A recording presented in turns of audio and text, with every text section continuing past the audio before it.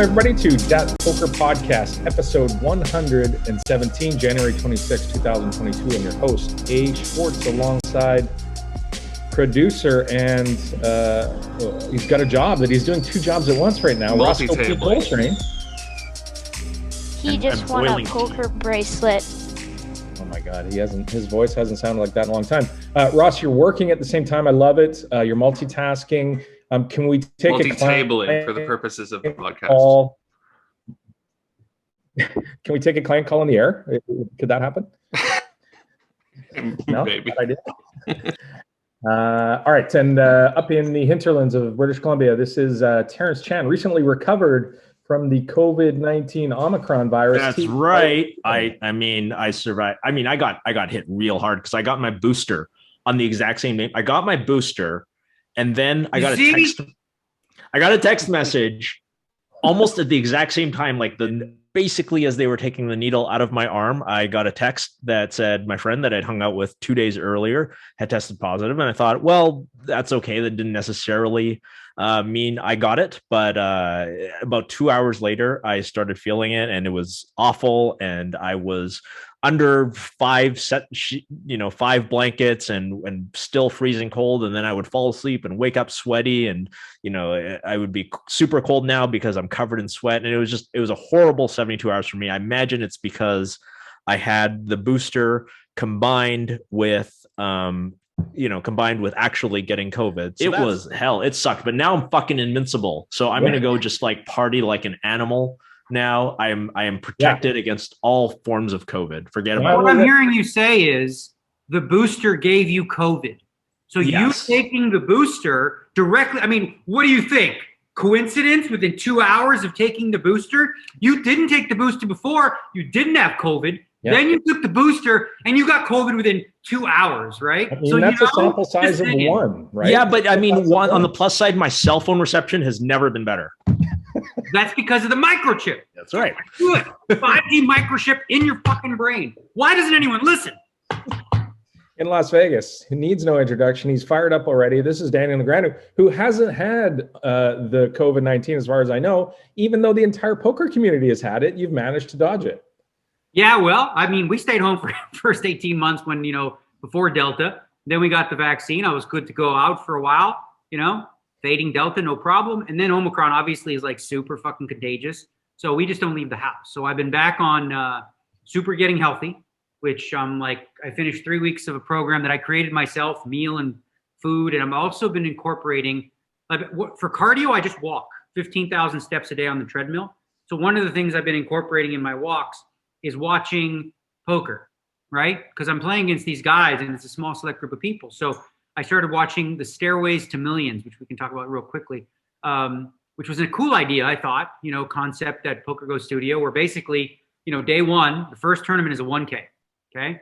If you cash in the 1K, you're automatically entered into tomorrow's tournament, which is a 2K. If you cash in the 2K, well, you're in the 4K, et cetera, all the way up to 100K. So theoretically, somebody could turn a 1K, run hot, and get all the way to 100K buy-in. But it was interesting to watch. Obviously, the later episodes, 25K plus, you have the players that I'm going to be playing with.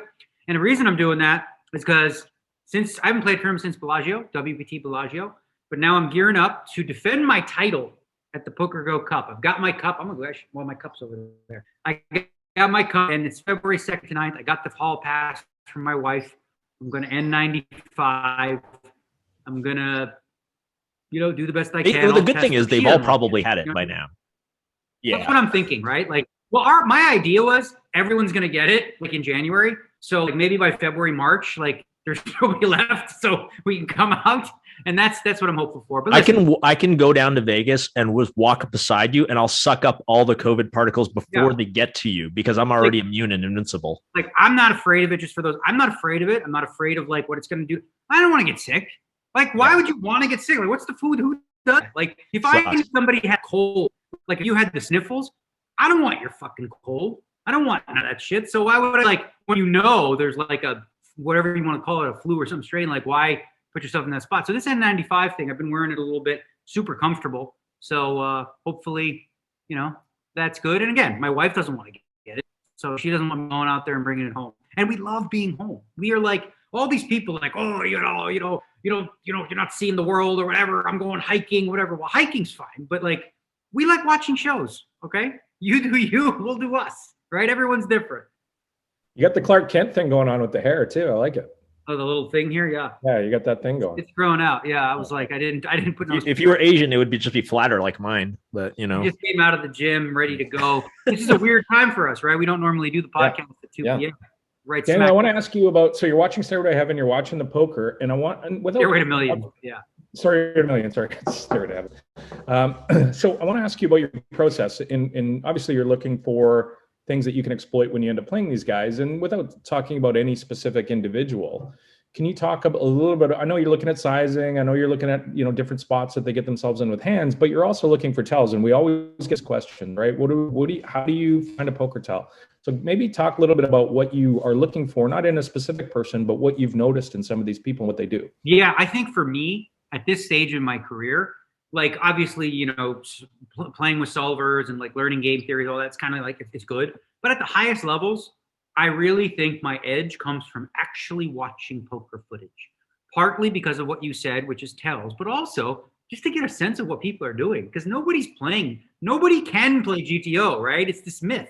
Oh, you got to play GTO. Everyone who says, I've been playing GTO and it's not working. I'm like, you haven't been playing GTO, okay? You cannot. It's not possible. You'd be crushing the game for like 10 big blinds 100 if you were. Well, the guy who invented GTO is probably playing it though. Yeah, right. Right. Yeah. But so because you can't do that, everyone has tendencies, right? And I think one of the things, and obviously one of the guys that I've sort of really been interested in because he's taking a very different approach is Michael Adamo in terms of the things that he's doing. So trying to figure out, where that fits in and how and why it's so successful against these types of players. I found a few things specifically that I obviously won't share in terms of exploits, because that's what I'm looking for. I'm not looking, because GTO, I know what to do there. GTO, all right, I rolled whatever, like I use the suits of the cards, I use left, right. I can do that anyway, but I want to do better than that, right? Like it's the same old adage. I've sort of explained this a long time ago. Like, GTO and rock, paper, scissors is to throw 33% of each, right? And that's great, right? You can't lose, but with that, and it's not a direct, obviously, correlation to poker, but in that analogy, you can't win either, right? The way you can win is if you start noticing, holy shit, this guy's playing rock a lot, right? So now you up your paper a little bit, right? That's where the game gets sexy and fun for me, where you can start to make some exploits. And I found a couple really, and again, some very good players too, that are going to work, at least from what I noticed. There's some imbalances in some of the things that they're doing. Again, trying not to go too much into it. But as far as that's what I look for. As far as tells as well, one of the things you want to make sure you focus on most is when people are bluffing, right? Focus on those hands. Right? When people have it, you don't see quite as much stuff, right? They're just whatever. It's natural. There's not enough meaning to what that means, right?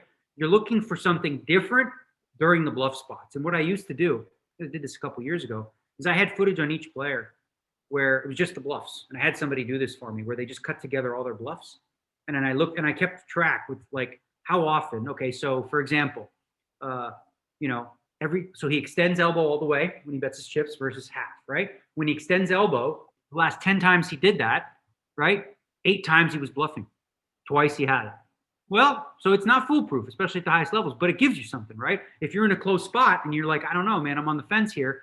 The GTO thing is to just, do A, but God, now I'm also using the numbers. So what's interesting about it is you can combine data, you can combine math, you can combine game theory with physical tells if you're tracking how often somebody's doing something, in a given scenario and incorporate that into your calculation.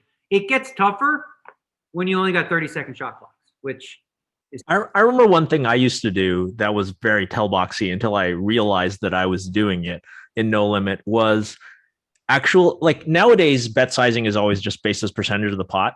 But I would actually probably, and this is just it's embarrassing to admit because it's just the most classic strong means weak tell, is I would use more physical chips when I was bluffing, right? So, you just get like a sizing like 1350. That's much more likely to be a bluff than 1100 because it's like because it's just physically more chips when you're betting like 1350. And I just remembered, and I wondered if, I mean, that's so basic. And I remember this was obviously a long time ago. I was still pretty new. But I mean, there's got to be still people out there doing stuff like this with just their chips and the way they handle chips, and even the chips they use. Even when you're betting, even if you're betting 1,300, like there's different ways that you can do it. You can use 1 yellow and 3 black, or you can use 2 purple and 3 black, or you can use 1 purple and 8 black. Like there's got to be still stuff like that out there. You know, have you seen stuff with chips out there? Yeah, what you're saying is interesting, because part of what I think is the most valuable is like recognizing your own tells and your own giveaways. And now that I know a few of mine, like I spotted a couple like from years ago, I'm like, when I see that in somebody else, if they do it once, I'm like, all right, well, when I do that, you know, I'm usually really, really strong or really, really weak. Obviously, you're not always going to be right there, but it gives you that more, you know, information. But I don't think at our level, to be honest with you, in the events that I'm playing in, you're seeing, you know, significant difference in terms of bets. Because like you said, everyone's pretty much sticking with, you know, pre-programmed settings in terms of their bet sizing for the most part. There are some differences. And you can look at like bet sizing tells just on their own, but I don't know that I've found any that are significant based on the number of chips people use. That feels like something you do in like smaller limit tournaments, like scare old man Jerry. Yeah. Like, I mean, I was talking about this. I realized I was doing this in 2006 when I was really young. But what about like verbalizing bets when you've got, because a lot of the time people have to verbalize bets simply because you don't have enough physical chips, especially these, God, a lot of these tournaments, the tournament directors are so aggressive about coloring up. You know, you're sitting there with a stack of 26,000, but it's actually 2 chips and you want to bet like, you know, 4,000 or something like that. Have you? Absolutely. Yeah. I found, so that's like one of my big ones, right? So here's the thing. Sometimes people verbalize. Yep. Sometimes they don't, right? Sometimes, so like focusing on just that simple thing, right? Sometimes when they verbalize differently, you know, 350. Yeah. You know, like, so there's subtle things, like anything people do at the table, anytime there's something there, it's worthwhile to take a look at. So I mean, I didn't go extensively, like I didn't do again what I did years ago.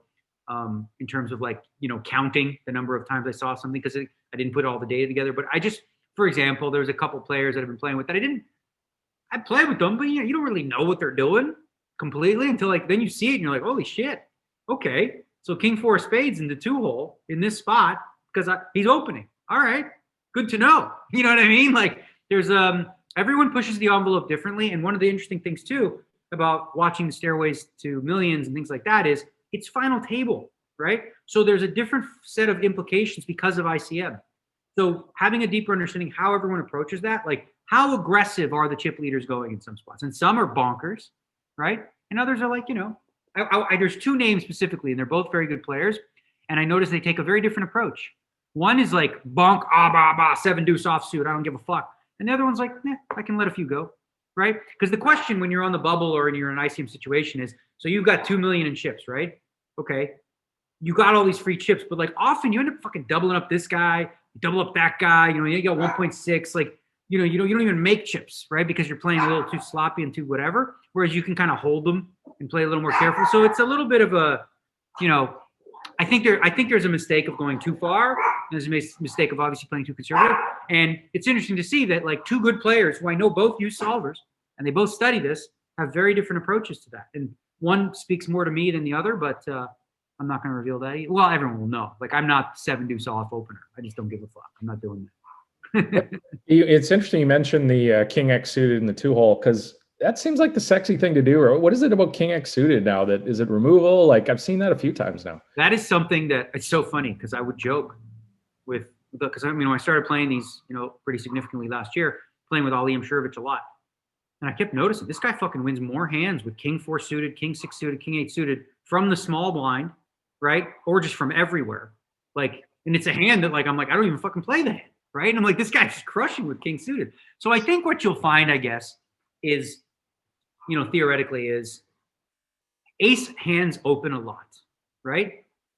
So, you know, a lot of ace hands will open, right?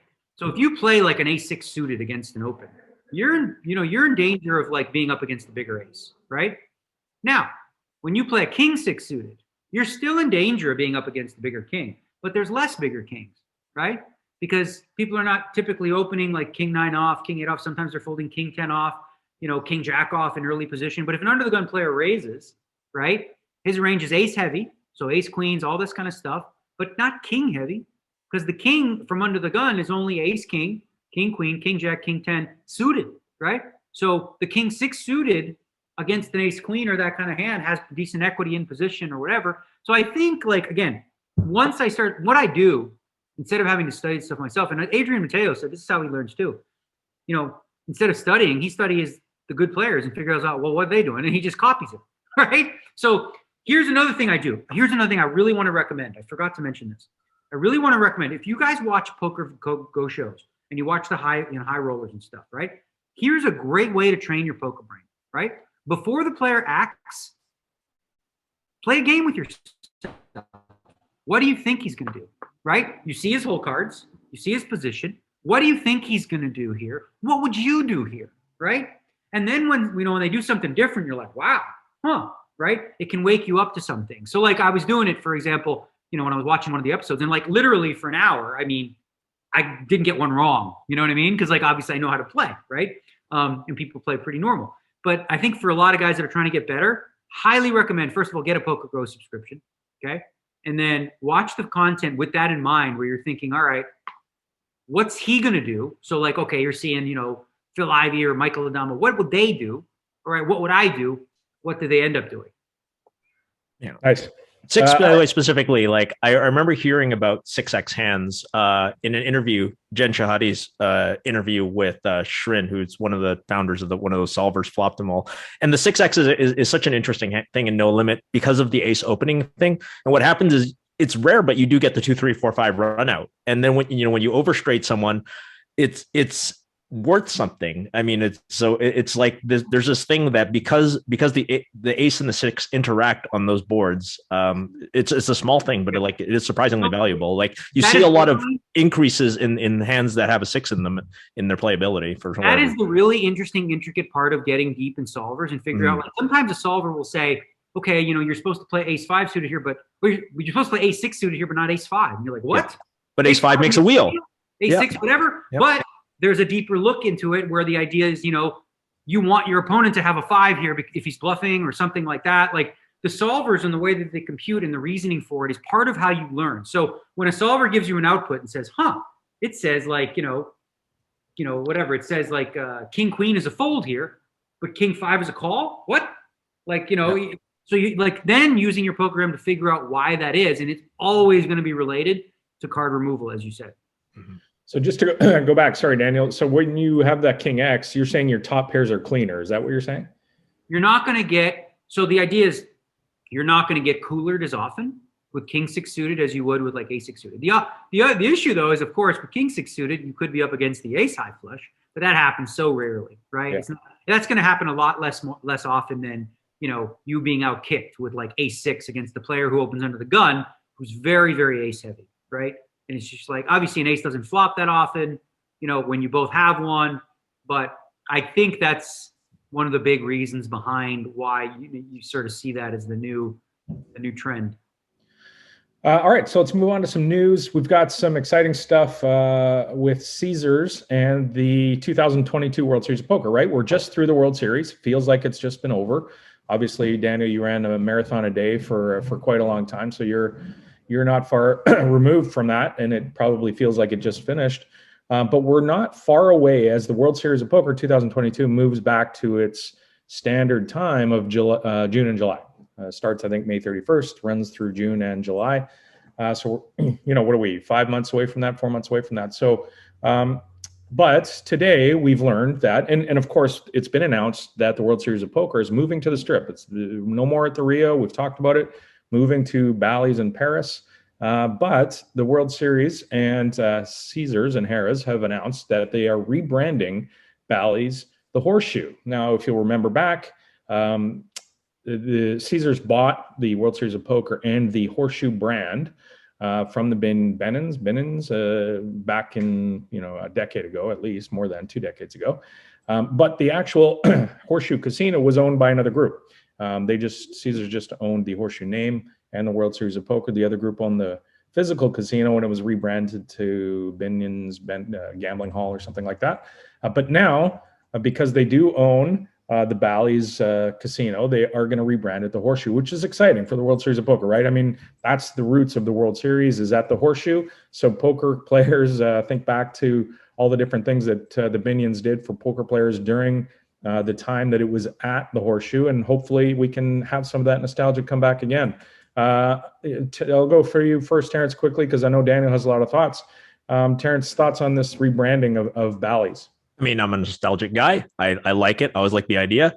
Hope they don't bring in the same carpet from the Horseshoe. I'd like it to be slightly more modern than that. I hope you can't just smoke inside. You probably won't get a steak for $1.99 anymore.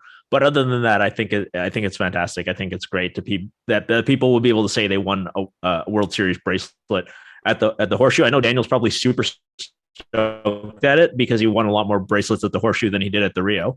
So I imagine you're feeling from a karmic level just a little better about that. Yeah, did you play at the Binions Horseshoe when the World Series was there? It was my very first World Series of poker in my lap. And like my first one was the last one there. Yeah. So you played up in Benny's bullpen. Yeah. On the second floor there. Yeah. So I was there, from the late 80s or late 90s when it was like that Benny's bullpen wasn't even a thing. But yeah, from a nostalgia perspective, I've known about this for quite a while. Obviously I didn't say so publicly. And I was very, very excited about the idea because the brand Binions Horseshoe is what, sticks above all else, right? This thing started in 1970. I still have this great poster of that first crew that voted Johnny Moss the best, and I'll give you a little answer to a trivia question because it's me saying it. There's only one player in the world that has a bracelet from the Binion era, the Bainan era, and then the post-Bainan era. And yours truly would be that guy. Because in 2003, I won a bracelet, and I won one in 2004 when they changed hands. And I remember the year that was the Bainans, it was a little cheaper. It was a little thin little piece of shit. But I got to say, something about Binion's Horseshoe, and for me, it's nostalgic because, like I said, I was only 21, 22 years old. And for everyone, I think they remember those moments best. And for me, you talked about the 199 steaks. There's this right next to the poker room. There was this just like a greasy diner. And when you walked to the poker room, you could smell it, and it was awesome. And I'm a vegan, right? But I wasn't then. You could smell you'd be playing. You smell fucking big. You smell grease, straight. Wait, were you vegan back then? When did you go vegan? No, I was vegan. I turned vegan around 2002. 2000. So you didn't have they had the corned beef sandwich stand, right? Those sandwiches. I had that. Yeah. So you had the corned beef sandwiches. You had all the smells, and it was right in there. And it was it was a little dingy. You had a lot of people, old school, wearing the cowboy hats and the Stetsons and all this kind of stuff. And the restaurants were kind of limited. There was something just I don't want to say grimy, but that's what poker was. I think grimy's right. I think grimy is a fantastic word. You know what was grimy? The chips. Remember the green clay? Oh yeah, they were chips. Yeah. And and the ceilings were low. When I first started, you could smoke and stuff like that, which wasn't my favorite thing. But I don't know. Like I said, it was just when you're there, you feel the history. You feel Stu Unger's ghost there. Yeah. You feel, the legends of the past times. I think back to Nick the Greek Dandelos and Johnny Moss. They played literally in the front of the Binion's Horseshoe. They played every day, without sleeping, 5-card stud. And some of the craziest hands, you'd have to think that one of them was cheating at some of the time because they played and they were playing crazy high stakes. For the 50s and 60s, millions of dollars was switching hands. When you think about it, it's just, I would love to have been a fly in the wall. It's if a time machine was ever invented, I'd love to go back to the 70s too, right? And just the style, the smell, just everything about it is awesome. Obviously, I think, being on the strip, we're not going back to that, right? It'll be, much cleaner, nicer renovation, upscale. But I just love the fact that in Binions, listen, the Horseshoe is a brand that still exists, even before this connection. And there are plenty of them in the South and, different horseshoes across the place. And Jack Binion doesn't live too far from here. He was good friends with my agent, Brian Ballsbog. He's one of the, men that helped create it. So I think everything comes full circle. I think it being on the strip is going to create a lot of really cool and fun opportunities for people. One of the cool things about going to the Binion's Horseshoe used to be taking a picture in front of the $1 million. Like, I feel like I was going to say that, like, it was at the Rio and you barely even noticed it. I was just thinking about the $1 million thing. Like, you never see anybody taking pictures in it because it's just like this thing in a hallway. And if you didn't know to look for it, you'd barely even notice it. And it didn't have the same appeal as when it's out on the street on Fremont Street and people like took pictures next to it. I mean, maybe $1 million isn't as cool as it used to be, but when it's just like an empty hallway at the Rio, it didn't feel the same, the $1 million display. So hopefully it'll feel cooler on the strip. People. So that's the question, right? So we're moving back and we're calling it the Horseshoe. Presumably, they're going to want to kind of bring back some of that nostalgia. And Daniel, you were talking about the smoking and the bullpen and the dirty side. That's so much part of it. It's so antiseptic now. Like it's just changed. And yes, it's, nostalgia for back in times of our lives when we enjoyed things in a different way. And we look at it fondly because of that.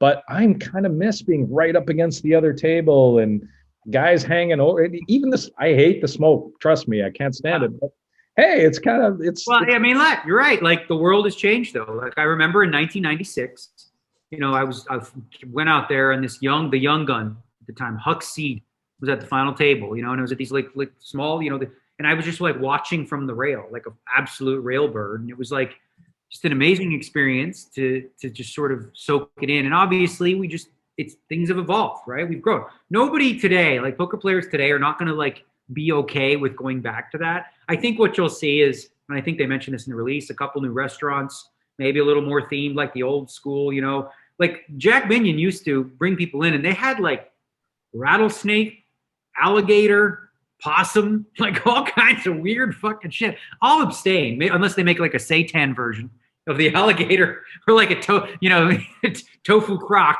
or something, tofu rattle.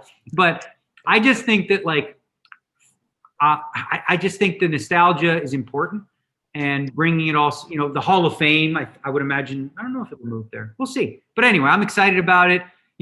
It brings like new positive meaning to the move, right? We went from Rio and like going to Rio. Okay, we're going to Bally's, Paris, like whatever. No, we're going to the Horseshoe, right? And it's right in the middle. Like someone described it as like, it's right in the middle of like the strip, which is like the 50-yard line, right? That is the center of the hub. And that's where Binions is going to be. And I think, and some stuff I can't share, I think you're going to see some really, really cool things grow out of that.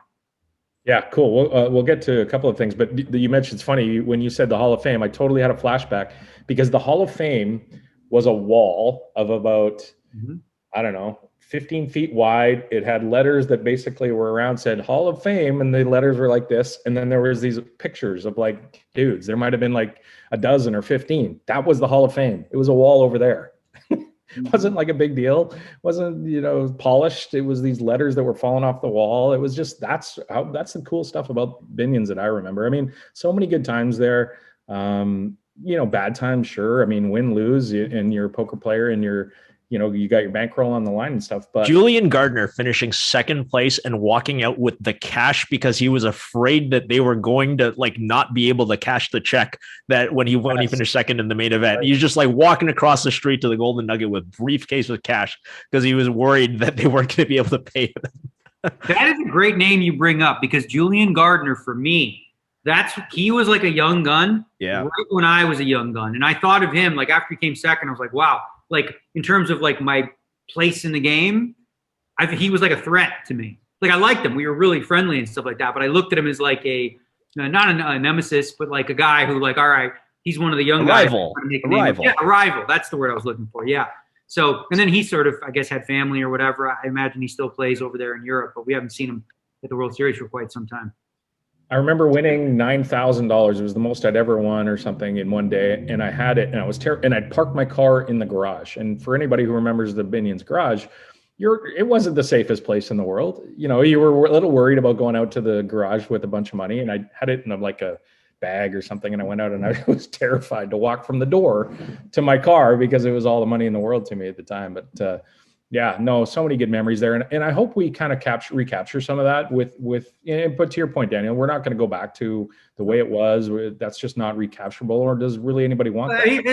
There's an expectation now for poker players, right? Of an environment. They want it clean. They want the table set apart. They want it like that. What I think is interesting about it is the place was so dingy and grimy or whatever, but it was the freaking best place ever to play poker, and everyone was comfortable with it. And it speaks a little bit to sort of like, as we've evolved or whatever, the expectations of poker players have evolved as well. Like they just were happy to play, and today it's like we need, the right food. We need like grass fed. We need, like everyone has, we need more bathroom space. Like, poker players today, especially, and I get it. Listen, I do it too. 3 weeks into the World Series, you're just bitching about everything. Like that's why I think the Kessler Corner was so freaking fun in the vlog, because like, everyone has a little Alan Kessler in them. He just has it constantly because he is Alan Kessler.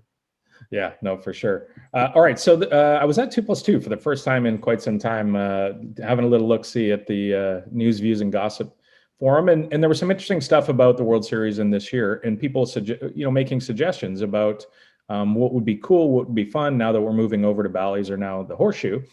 And one of those suggestions was hold the super high roller events at Binion's downtown with their final tables being held where the first champs won their titles. Kind of the nostalgic thing. Their brand, and now I understand that Caesars and Harrah's doesn't own the casino, and maybe they wouldn't want to drive traffic there. But I thought it might be interesting to do one or two in that spot. I haven't been to Binion's and know that it looks anywhere close to the same, or if they could recreate the bullpen or anything like that. Do they even have like room for like TV cameras and like all like seating and all the stuff that you would actually need to do that? I mean, logistics aside, I thought it was kind of a cool idea to have, a throwback and hold a big super high roller final table where we used to have those. Even the main event final tables were just, amongst the room, right? So I wonder if now we run into that same problem of who are the players that play those, right? What have they become accustomed to? They play now in the PokerGo studio, okay, which is the nicest place in the world to play poker. The tables, it really is. It's the nicest place, right on the middle of the strip, super easy access. You got everything you need there. It's like, it's a poker player's dream. Right? Do you know how many dollars for a single chair in the poker, like that's at the table? No, I don't know that, but I know this. A lot of ask Maury. I bet it's a lot. A lot of those guys at the PokerGo studio that play there, they don't want to play at the Rio because it's gross here. I'm like, so you're telling me you want to take these guys who won't go to the fucking Rio and then downtown to play high rollers where they carry chips and shit, and they're going to have random people on the street walk up to them but not wearing any shoes, robbing them? Fuck. Like, no, that ain't going to happen. I love it from a nostalgia perspective, but what we can do is this. We can recreate what it looked like, within the new Horseshoe, but I don't see that working, in downtown Las Vegas. Because as much as downtown's emerging, it is like, Glitter Gulch. It is Skid Row. You walk the wrong street and you go left or right, you're in a bad fucking part of town, period. Okay, how about recreating the Johnny Moss, Nick the Greek Dandalos match in the Horseshoe Casino on some level? Thoughts on that? Yes. That's a good idea. And that's all I'm going to say about that. That's all you had to say. I'm hoping it's you involved so we can get some insight on it. That's awesome.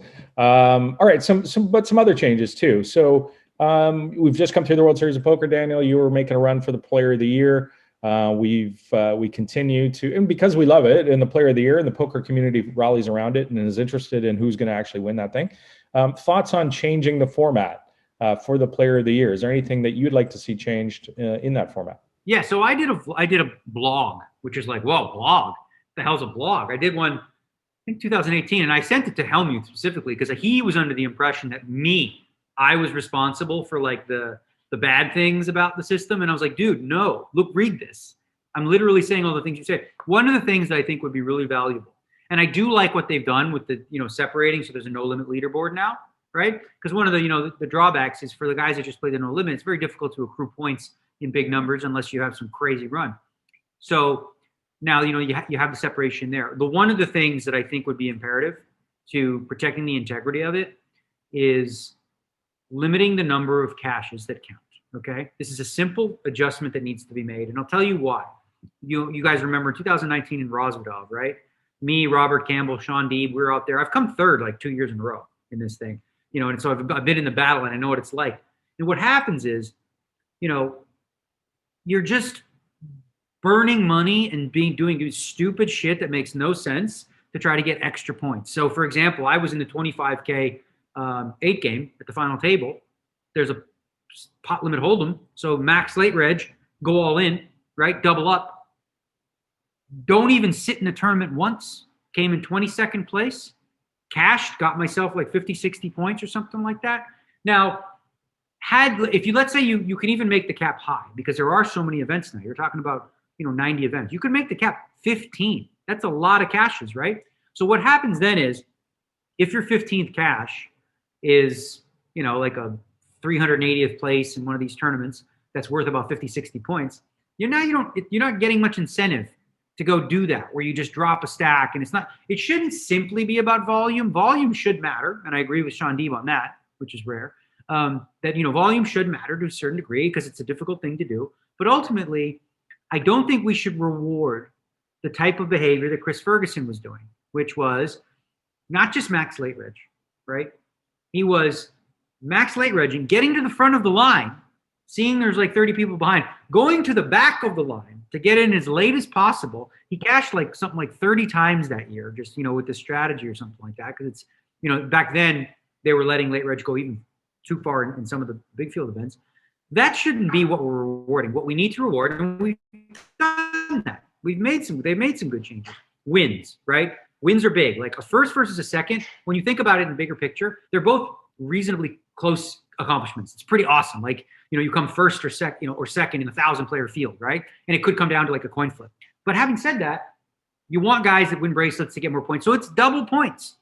But the difference between like first and second is usually roughly like 1,000 for first, 500 for second. One of the things that I felt like was important, and they have done a lot of this stuff. Morning, love. Okay. One of the my wife's walking by while we do the pod. That laundry, Jesus, was that all laundry? Laundry basket, yeah. It's like that laundry is bigger than her. Yeah, a lot of laundry, right? Good stuff. So what? Bigger than her ass. Yeah. Not bigger than her ass. Okay. Not bigger than her ass. Okay. She doesn't have a big ass. She's like 98 pounds. All right. Wait, what's wrong with the big ass? The other issue, I think, too, and they sort of said this too, is like the min cashes in these events need to be worth minuscule amounts, right? Like, it is not an accomplishment to play the Colossus where you get 8 bullets or 10 bullets or 16 bullets and min cash. That is not an accomplishment that you just lost like $2,800 because you spent 9 bullets and you only got back 2. So really just minimizing those, increasing the number for final table, and they've done a lot of that. But ultimately, the only thing they haven't done with the formula, I think that would be my change. As I said, is limit the number of cashes, not to a minute. You don't want to make it like 8 or 10, because then the problem is the main event. If somebody wins the main event and has like 2 other cashes, they're just going to win because it's just worth so many points. So I think 15 would be a reasonable number. And I think that would be like the one change that I would make. I think that's a great number. We used to do the same thing when Isai asked me to come out with a tournament format for the weekly tournament. We didn't just want it to be the guy who played the most. So we capped it at like the strongest 10 tournament finishes. And it made sense. It worked. Like, guys who had a really good week were the guys who won the tournament leaderboard for that week. Yeah. Yeah, and can we find a prize for this thing? I mean, there's got to be a sponsor somewhere, truck, something. It was a cash prize. Oh, was it 50? Oh, it was 50 grand. That's right. Yeah, sorry. Yeah, there was a cash prize for both. How do you feel about a truck? How about a truck? Yeah. My brother still has that truck I won in 2004. He's got it in his driveway, the Toyota Tundra. He doesn't even drive it. It's like a trophy. He keeps it in his driveway. It's got 0 kilometers. No, I mean, it's. All right, it's a big trophy. A Toyota Tundra is huge. Yeah. I mean, one of the draws for going to the strip, right, is we have access now to casual players. Like, over at the Rio, there's off in the corner, buried all the way down the hallway. You're just not going to get many casual signups of tourists in town for the weekend, whatever. This is going to be, everybody's excited for this. I wonder how much of an increase it's going to give us for the World Series of Poker. Are random people going to sign up for a 2 or 3 day tournament if they're in town for 3 days? I'm hopeful. I think there's some upside there. I don't know that it's as big as everybody or some people might say it is, but how can we get those guys by? My suggestions, and off the top of my head, are have shorter events and have cheaper events. But I know we are already getting down with this. Well, you can't have both, right? So you can't have shorter and cheaper, because the cheaper you make it, the larger the field gets. Right. So if you have, you can't make the Colossus a 3 day tournament because it literally would sell out. Right. So you can't have both at the same time. So, what you're going to probably end up being able to attract is a lot of these guys who for whom 5K means like $50 to the general public, right? So like this guy who's like, he doesn't care about dropping 5K and it's a 2-day tournament. Like these are the guys that you're hoping to attract, because the thing is, you can only make the Colossus so much bigger than it already is. I mean, everybody who fucking plays poker already knows about the Colossus. So, well, I gotta say, guys, if you really look at the schedule from last year and what the schedule is upcoming, they've done a good job of it, right? So they've added super turbo bounties. They've added all these kind of funky, faster events, even the high rollers, right? For like those guys that just want to, like the high roller. I finished third in the 50K PLO, right? Jumped into day 2 of the No Limit the next day, made the final table of that too. Like it was just, the 2-day right. event. These are big buy-in tournaments. That's the ones I'm talking about. It's the big buy-in tournaments. A lot of them also a lot of those after the main event too, I think you're talking about too, right? Sure. Yeah. But even the smaller ones, there's plenty of like, small buy-in turbo style formats. Obviously, as you said, Terrence, one of the big issues is when you make a buy-in $500 or something, you just get way more people. But then if you make the structure super fast and gambly, like 20 minutes, which is, here's the thing I believe too, like it's good to have everything, right? Yeah. You don't like super turbos? That's okay. Don't play them. You've got plenty of other events. You do like super turbos? Good news. You like PLO? Great. Whatever it is that you want to play now, also introducing finally the high roller series, you got a little bit of everything. I think there was a lot of people originally that were like, no, we can't have all these high rollers because, it'll affect player of the year, et cetera, et cetera. But I'm like, I think we should give everybody something, right? And I think there's some big names there that people do like to watch. I know when I play in them, the rails are bigger.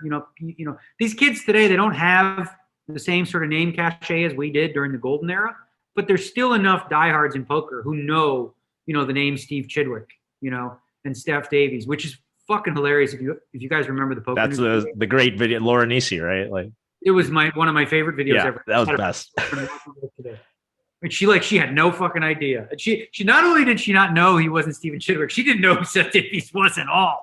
Like, are you a player too? What do you do for a living? I was so hoping that at some point I would get interviewed by her just so I could pretend not to be me. And honestly, that should have been fucking video content of the year. Good call. Yeah, that was great. Good laugh. And then she had to go interview Phil Ivey the next day or something like that too. She did. Poor lass. Tough sled. As far as tournament structures go, one of the ones that I love every year, or the last couple of years, is the Mystery Bounty event. I believe it's at the Wynn. It's a lot of fun to watch. This is the tournament where when you bust somebody, you get a chip, and you get your chip and you take it over to the big drum, and you spin the drum, and you win whatever number you pull out. I think the biggest one was 250 grand. People I think. Love that shit. Yeah, it's so fun to watch. What you probably didn't know is that the World Series of Poker had that on the schedule before the Wynn even did. It never ended up happening because, I don't know, stuff happened or whatever. But that's something that I think would be a lot of fun too at the World Series of Poker. It creates a lot of cool moments. The Wynn does a great job over there of what the Wynn does a great job of. They've created a brand and an awareness of as a tournament destination without partnering with anybody. They don't do WPT. They don't do no World Series. They're not on a tour. They're just we're going to have cool events. Yeah. We have a nice venue, really nice place to play. And somehow word gets out. I'm really impressed because I've talked to them about that. I was like, you guys, considering doing that. He's like, why would we pay extra money to them to do an event that we can do without them, and we can just give that money back in other ways, And I get it, and it's worked because players seem to really appreciate playing at the Wynn. And I mean, for private games, high stakes, I think the Resorts World is number one now. That's where people want to play. Is Resorts World. The staff and everything's great, but then for tournaments, I think the Wynn is is the one seed right now for where people would want to play. The Wynn just does everything right. Literally everything. They do restaurants, they do the hotel, they do just the entire guest experience is. They really do. I was an ambassador for the Wynn when they opened, right? Well, for about a year. I remember you're doing your heads up matches. Yeah, and I don't have any ambassadorship role with them, but if I ever go to a casino outside of here, it'll be there, Wynn Encore, because I like casinos that accommodate for everything, and again, I'm vegan, right? We've established that. Really? When did that happen? I want to go to dinner with Terrence and Adam, you might want a ribeye, you might want some fucking galbi or whatever like that. Well, the good news is we don't have to suffer between I don't have to bring you to some freaking vegan restaurant where you're ugh, I don't want that, right? I can go to a steakhouse at the Wynn or whatever, and there's a full vegan menu of really good options. I'm not going to a steakhouse and they just put a head of lettuce and a tomato in front of me. Come on, bro. Is this what you got, right? So they really do a great job of that. Because again, I just had a friend yesterday ask me, where to go. And I always recommend, if you want to take someone who's vegan, take them to Win Encore. And that way, if you're not, you can have whatever you want as well. For the record, I want the Galbi, by the way, when we go. I was surprised Daniel knew what Galbi was. I'm going to be honest. How would you surprise Galbi? I lived with a Korean woman. Fair enough. I'm married a Korean, but she was whiter than you guys, I swear. Yeah. She really was. She was adopted German, like didn't like rice. Fuck, man. All right. But anything else? Can you guys think of anything else? So we've got a change in experience, right? This is the time to reset the World Series of Poker. You're moving to this venue. The Horseshoe's back. Is there anything else you guys can think of maybe that it's time to change, to adapt with the times, attract more people? What do you think out there that can be done? Well, I think for me, again, it's actually a good segue with what we're just talking about. For me, I think the biggest complaint people get that's significant is food options, right? So, at the Rio, we had All American Day for a small select group of people. And for some people who, want to eat that healthy stuff or whatever, but other people don't. Like, they don't think it tasted that good. They thought it was overpriced or whatever. I think having more accessible options, obviously having your little, stands with like sodas and chips and all that for snacks, but like, and you had the poker kitchen. But I think more easily accessible to getting to like the restaurants or different things like that. Like, we've entered an era now where, like, with apps on your phone and stuff, like you can do Postmates and all this kind of stuff. And at the resorts right now for room service, that is their room service. It's literally like some a Grubhub type situation. So I think making that a lot more easy for the casual guy who comes to town, because I always feel bad for them. Some guy who's from Idaho, he comes play the World Series and he's fucking hungry. So on the break, he goes over to the poker kitchen, right? And it's like he's blinding off now, because he doesn't have enough time in 15 minutes, right?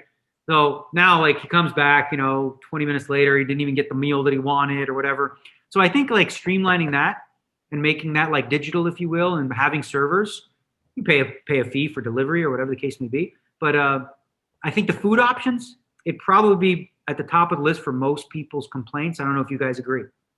Yeah, that makes a lot of sense. I mean, I think everything that you say. And then, this is, again, like a Vegas logo problem, but we're all, I think, concerned about parking and the accessibility and how we'll get there. And it's a thing, because you're going to get a lot more tourists because you're going to be on the strip, right? So you can walk over from any other strip casino. I mean, within reason, like you said, 50-yard line. So it should be equally accessible for most of the population. But there are still a significant Vegas population that plays poker, not professionally, but seriously. And just getting to the strip and having to park there, because it's an unpleasant experience to try to park at the strip. It's going to be just that tiny little hurdle that I think stops some people. If you've got like crazy in and out, like, I'm envisioning just a parking lot situation where there's like cars funneling in from both sides, and, like every car is moving 1 inch, and then, there's a car leaving. So everybody's going to compete over that parking space. These are the kind of logistics that I'm still concerned about with the World Series. If they can get that squared away and make parking reasonable, I mean, I think that's going to improve the customer experience a lot there. Good news and bad news on that front. The good news is there will be plenty of parking space. They're going to be able to have plenty of space. They've knocked down walls and stuff, and there's going to be plenty of parking. The other thing that you cannot control, unfortunately, is the traffic, right? Yeah. If you take that back street on Koval or whatever, it's a one-laner both ways. Your other option is crossing the strip off of, Flamingo, and going in that way. So I'm concerned about that as well. But, like, we'll just have to see how it plays out and do the best we can, I think. I mean, your first day too, just imagine like your first day too starts at like 1 p.m. or 2 p.m. Like, what time are you going to leave your house? Because it's like your first time, and you don't want to blind off for like, when you've got like 18 big blinds or something like that. I think also one of the other options for a lot of people, and I think they should exercise this, is if you want to avoid that traffic jam, is you park in the back at Aria or Bellagio, and then you either, you can walk over from there. It's like right across the street. Yeah. Or, you could, I highly recommend, if people are, looking to come, is to stay on the strip, reasonable distance, because there's actually trams too that will take you from like, even, Mandalay Bay or whatever. You just get on the tram and boom, you get let off at Bellagio or something like that. And then, you make the little bit of a walkover. Obviously, you can budget. See, the thing is, I feel a lot safer doing stuff like that, because I can budget how long it takes me to walk. Yeah. I can budget an accident, right? And I'm pretty stickler about being late. So we'll see. But my main concern is traffic more so than parking space. I think there's going to be, they've already, mapped that out. And I think that's going to be okay. Yeah, I think the first thing I was going to say is Bellagio North Buffet or North Valet, and walk across. Just walk like right over. It's not a short. But here's the thing. Yeah, it's not a short journey. You're not going to be the only one with that idea. Well, you're not going to be the only one with that idea, right? Like, I think you think you're going to play a tournament at Bally's or Horseshoe, and you're like going into Bellagio, and you're like, what the fuck? It could easily be like 25 minutes from your car pulling up in Bellagio North Valet to you being in a chair at Bally's or Horseshoe, right? That's what I would expect. Yeah. About 25 minutes. Yeah, I mean, these are the things you're going to have to deal with when we're moving to the Strip. I think that's just the way it's going to be. Yeah, but for the casual player, right? See, the thing is, for the casual player, the experience will probably be okay because they're staying on the Strip for the most part. The pros will have to figure out a way to put up with it for the most part. The registration process really needs to be streamlined, I think, and especially for that casual player. He's not going to want to stand in line and do all this stuff. And I get COVID added an extra wrinkle. We had to be a proof of vaccination and all that. But from a guy walking by and seeing that the World Series of Poker is on to his butt in a chair needs to be streamlined. And I agree 100%. And guys like Daniel, like we'll just do it via the Bravo app for sure. Because if you're playing 60 tournaments, sure.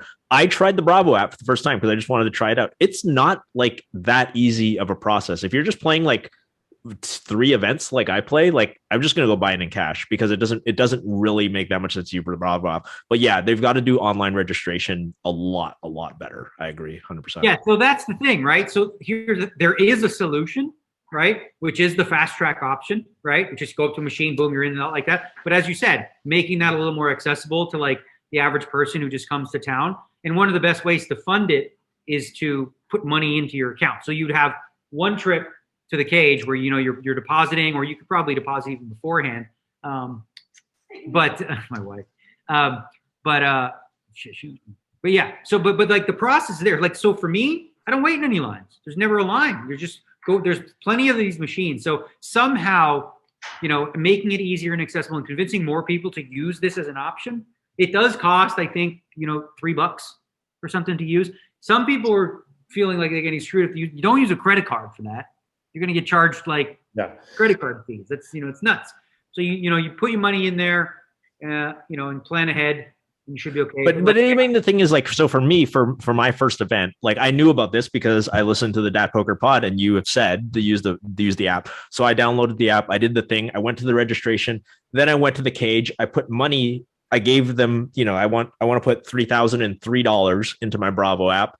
So they did that, 2,000, and then I went over to the machine to register. It said you couldn't register, couldn't go back because I hadn't shown my vax proof of ID yet. So I had to go to the vaccine thing, go back to the cage where I came in, started, show them my vax registration. Then they have to update my Bravo account, and then I can buy in. So for all of that, I could have just went over to the cage and gave them $3,000. I think the alleviation, first and foremost, of the vaccine thing will make things a lot faster for people. Yeah. Right? Here's the thing, right? And we're not a freaking COVID podcast, but we are kind of a little bit. The reason we had a proof of vaccine, partly was at the time with Delta, people that were unvaxxed were more likely to transmit Delta, right? We know with Omicron that it don't matter, vaxxed or not, you're not necessarily more of a threat to, cause any sort of spread of the virus. So I can't imagine that there will be a proof of vax mandate at the World Series of Poker, because I don't think they want to play. They want to be apolitical on this, and they got a lot of flack both sides, and they're just trying to follow the damn guidelines, right? I do think though that by removing the proof of vax thing, you're going to look at a mask mandate, right? And hopefully one that if you're going to do it, enforce it. I'm like whatever, whether you have a mask mandate or not, I don't care. It's up to you. But if you were going to have one, fucking enforce it. Like, don't just be like, oh yeah, it's, you got to wear a mask. And like, nobody's wearing one except 2 guys. And then this is the thing that Alex Foxton and people like him don't understand or realize, right? You do have some people who play, and I've read their stories, like 65, 70 years old. They feel safe enough to come play in an N95, expecting everyone else to be masked, right? Then they see Foxton and a couple other people at their table doing the thing, not wearing the mask at all. And they say, like, why put it on them? Because the dealers weren't saying anything, the floor wasn't doing anything. So now this guy has to be the uncomfortable one and say, excuse me, can you please put your mask on? And not a lot of people want that sort of conflict. They don't like that. And you should never put that on a guy like that. Like, I think that, like, yeah, you know what I'm saying. Totally. Yeah, 100% agree. All right, so we're excited about that. Looking forward to the World Series of Poker. I'm guessing vlogs and all the other stuff, Daniel, you're pumped up for that? Yeah, like I said, I'm looking at the RV situation. I was nervous about it because I don't know what situation, because you're going to be playing at Bally's in Paris. But apparently the poker rooms are quite close. And the way it's going to work is like day one will be at Paris, and then day two will be now will be the Horseshoe, and that's where you'll play your day twos. So what I'm thinking is probably parking the trailer or the RV or whatever you want to call it closer to day ones, right? And then for day twos on dinner breaks, I can make the trip over. But it looks like, from what I can tell, because there will be enough parking. So because Daniel has an RV, there's no parking. Elites and treatment and special and this and that and blah, blah, blah, blah. Fucking Doug Poco will throw up another video of you parking in the handicap thing again. Right, put my RV in a fucking handicap spot. Oh boy. Yeah, that'd be great. We should fucking do that. I could do a troll video with him on that specifically, where I have him come to my RV and it's like in a handicap spot and you zoom down and you zoom up. And then we'll have people in wheelchairs walking, trying to walk for fucking thing. It's like 130 degrees outside. They're just dripping wet. And you see Walker, she's like one step forward, and I'm sitting there just chilling with my feet up, having a fucking seitan steak, sitting in my RV, a little barbecue pit out front. Okay. What you could do is, for Doug, you could wait till he's pulling into the parking lot. There's only one spot left. It's the handicap spot. You put some cardboard over the handicap area. Yes. He pulls in. And then when he gets out, you slide the cardboard out and you take a picture of him parked in the handicap zone. Okay. We got ideas. That's fun. All right. Moving on. Daniel, I want to touch on this quickly. You posted your tournament profit for 2021, as you do most years, I believe maybe every year that you've played, back to 2013. Your final tally for 2021, this is tournaments only, remember, 97 tournaments, 30 cashes. So cashing at what, 33, 31, 32% clip there. I will say though, it's important to note that the cash percentage sounds like really, really impressive, but that's not including reentries. Right. So though it says it's 97 events total, some of those had reentry. So it's not like I cashed 30 out of 97 bullets. Okay. Buy-ins 2.6 million, cash outs almost 3.2 million. Average buy-in about 27,000. And your total profit for the year, 584,000. And if you look at it ROI wise, what is that? 20 something, somewhere in that range. Better than 20%. What's that? It's better than 20%. Yeah, just in that range or whatever. So I wanted to get your quick thoughts on that. First off, again, tournaments only. You had some cash games. You played some big cash games, both that people watched and those that people didn't watch. So thoughts on your year tournament-wise, if you consider that sort of a big success. Super proud of that number because of the way that the year started for me. Going into, like I said, and I'm over it. We're done with it. Everything worked out. But I went through a period of about 18 months to 2 years, which was like the worst run I've ever had in terms of luck. Okay. And it's just the truth. I know it because I've been doing this long enough. So I started the year off, not in great shape. And then, it started to turn for me a little bit. The World Series was decent. Obviously, I won the PokerGo Cup, which was very, very helpful to the bottom line. I think I won like 700,000 in the 50K that I won. I had the fourth place in the 100K right after that. So listen, anytime you can play the toughest circuit in the world, which is the PokerGo Tour, right? And you come out ahead against, the world's best, you look at that as a positive, right? I do personally. A lot of people talk about these are too tough and all that stuff. I was like, I beat them. The thing is, you can only take results so far. Do you have your data separated? Sorry, for like high roller events versus World Series events and stuff over 5,000 and stuff over 5,000. I could do that very easy in the spreadsheet just by checking it out. I haven't. But have you looked at it? Because when you say I would say even breaking even, as you say, is an accomplishment against these tough fields. But I was sort of curious if where your your bread's getting buttered in the last few years. Well, here's the thing: the majority of my events, as you saw, the average buy-in is 26,000. So the majority of my results are going to be in high rollers. And like, there's nothing significant. Like I didn't, bink a 1,500, where I won like $1 million. Right. So those are kind of negligible, all the smaller ones and stuff like that. So really, when you look at it on its surface, the vast majority of them, True. Good point. Yeah. Based on high rollers in general. Because outside of the World Series of Poker, all I played was PokerGo, PokerGo tour, like stuff that's at the studio, right? And it was the first year after COVID, which we took a year off of playing live. But overall, listen, and also, what was it? Were we buried? Yeah, we were buried, right? The World Series of Poker this year, I was fucking buried going into the last week. I was stuck like 500,000. I played the 250K, didn't cash that, and I was down like 500. And then binked the third place in the PLO, binked the third place in the thing. And I always love how people go, yeah. So imagine if you didn't win that though, right? Imagine if you didn't win that. I'm like, oh, okay. So like, imagine I didn't ever have any good luck or like ever, but like the bad luck stuff, like don't imagine if I would have won that race. You know what I mean? Like people go, yeah, if he wouldn't have won that $1 million, he would have broke even. He would have lost. I'm like, okay. So what? It's the same thing when they say a good hockey team has a great goalie and he stood on and they won the game. Oh, they wouldn't have won without the goalie. But he's part of the fucking team. He's part of the team. It's funny how like the people will do that. Yeah, if he didn't have that one big score though, he would have lost. I'm like, okay, so you just negate all the other ones were just like what it should be, but this one doesn't count. In the end of the year, again, I believe like I've been lucky overall that I've had like one losing year, which I lost like $1 million.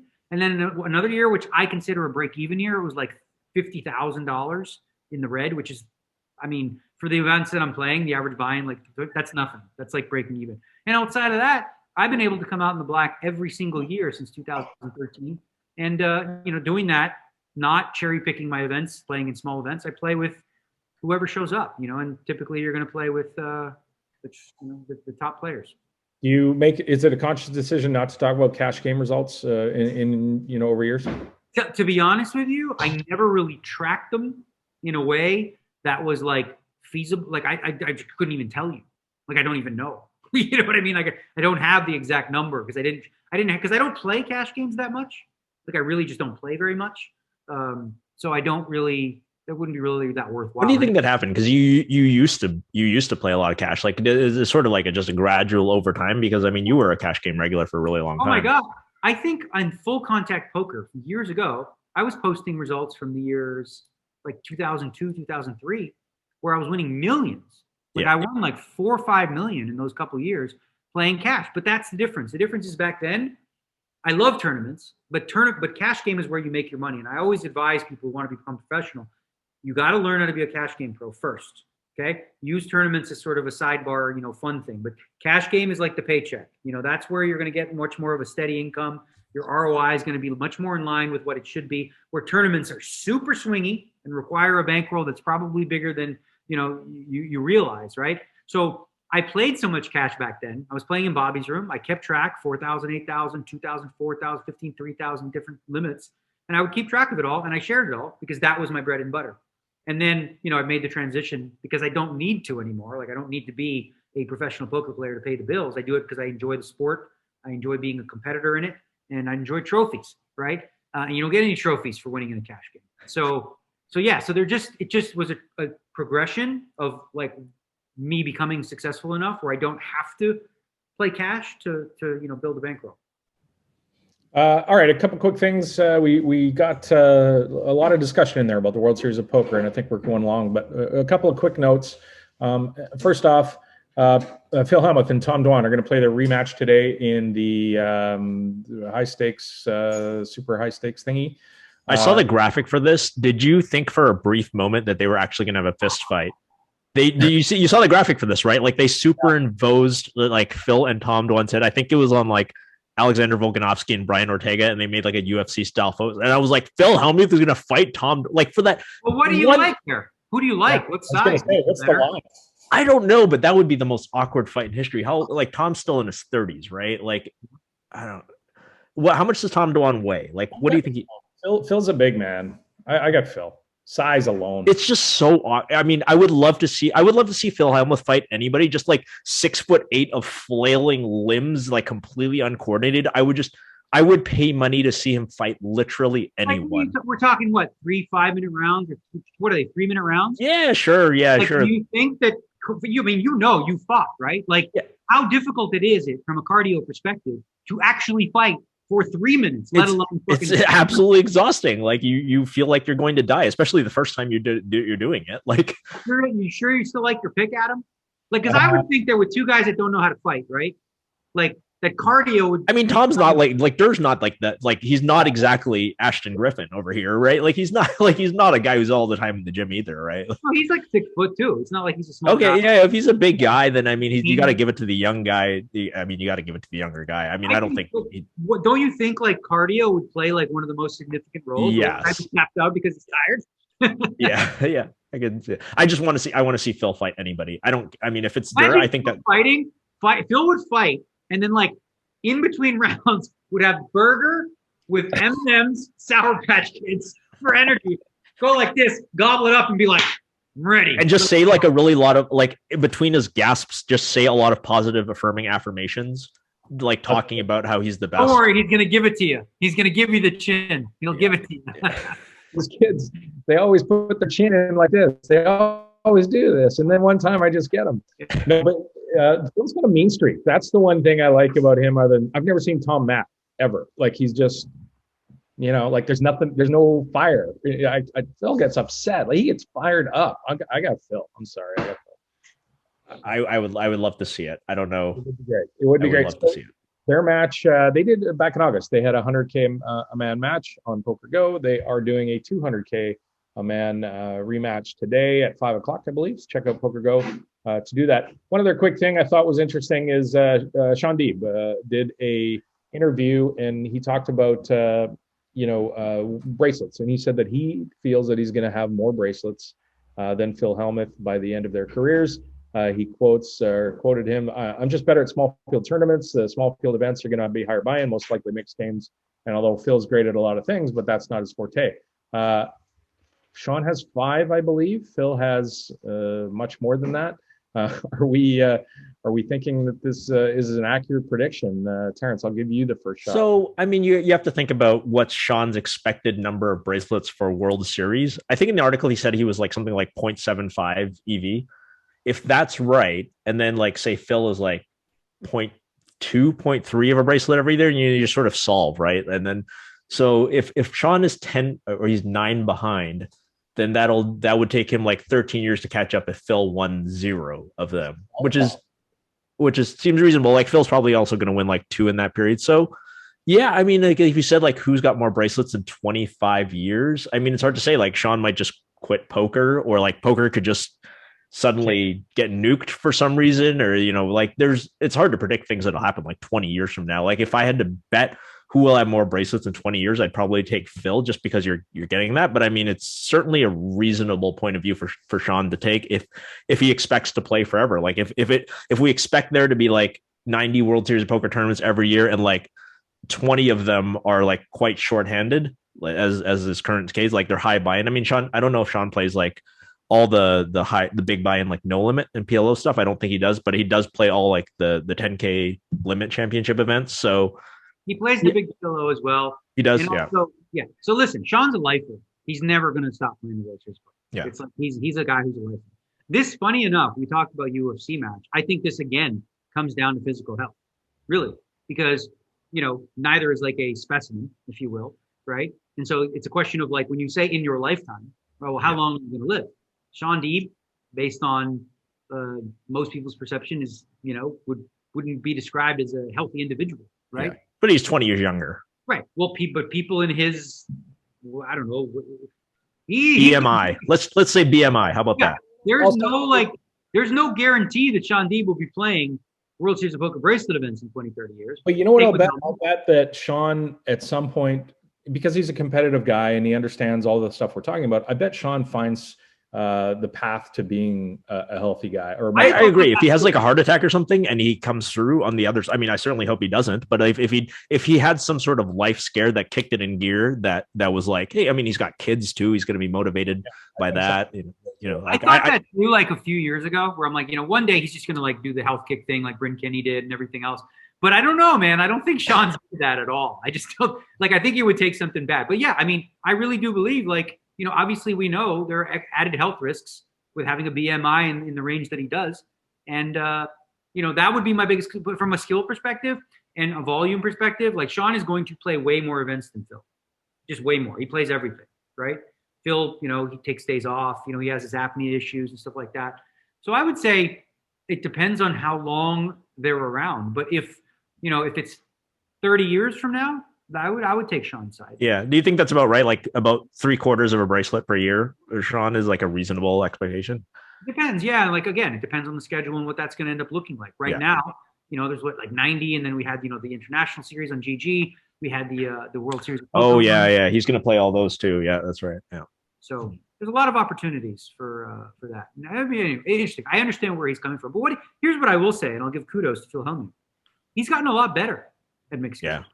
Years ago, that was sort of the knock on him, which was like, he couldn't play mixed games, and he wasn't very. But he started to work, and you're gonna laugh, but like he worked with Matisel, which helped him essentially do one thing: tighten up.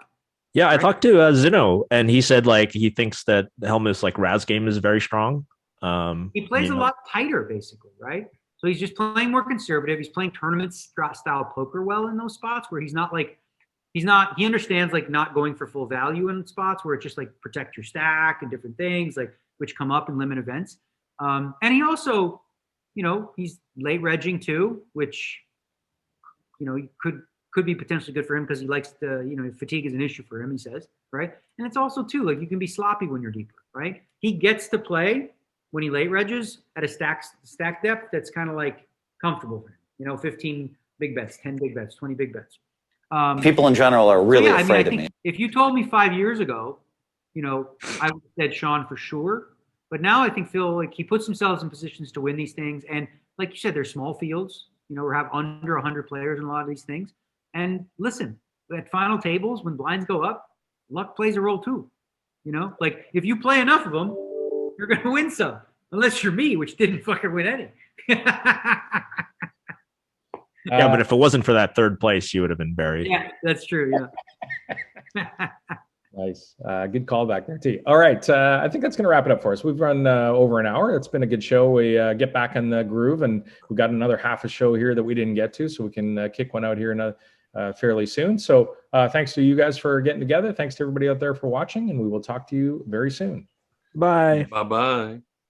Peace, boys. You don't go deep enough.